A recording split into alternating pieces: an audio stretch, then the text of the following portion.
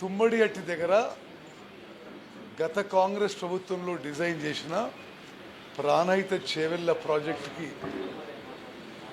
Similar డిజైన్తో మా ప్రభుత్వం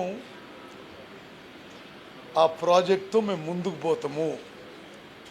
వచ్చే నెల ముఖ్యమంత్రి గారు నేను మహారాష్ట్ర ముఖ్యమంత్రి గారితో అదేవిధంగా అక్కడ ఇరిగేషన్ అధికారులతో మాట్లాడి అక్కడ ఏమైనా సబ్మర్జెన్స్ ఉంటే అన్ని ఇష్యూస్ సెటిల్ చేసుకొని వచ్చి తుమ్మడి హట్టి దగ్గర మరి మా ప్రభుత్వం ఈ ఎండాకాలంలో పనులు మొదలు పెడతాయి. This is our commitment in our manifesto. We're going forward.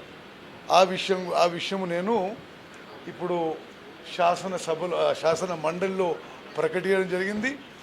ఇది మరి ఉమ్మడి ఆదిలాబాద్ జిల్లాయే కాదు, యావత్ తెలంగాణకి ఇది శుభవార్త అని చెప్పి కూడా నేను మనవి చేస్తున్నాను. అదేవిధంగా సీతారామ లిఫ్ట్ ఇరిగేషన్ ప్రాజెక్ట్కి 67 టీఎంసీల నీటి కేటాయింపు సుమారు దగ్గరకు వచ్చింది.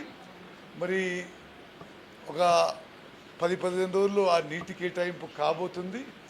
మేము 2 ఏళ్లలో సీతారామ లిఫ్ట్ ఇరిగేషన్ ప్రాజెక్టు పూర్తి చేయడానికి అన్ని చర్యలు తీసుకుంటున్నాం.